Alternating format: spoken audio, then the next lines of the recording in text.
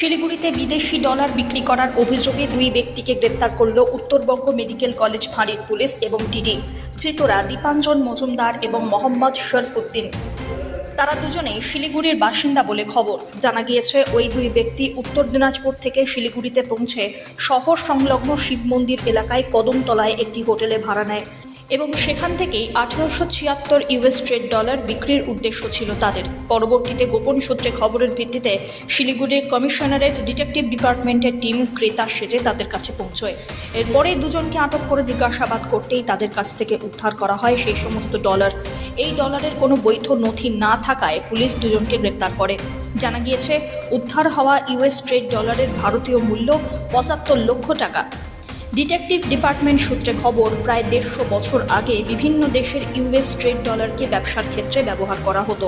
বর্তমানে এই ডলার নিজের কাছে রাখা বা বিক্রি করা আইনত অপরাধ। শনিবার ধৃতদের শিলিগুড়ি আদালতে পেশ করা হয়। গোটা ঘটনার তদন্তে নেমেছে পুলিশ।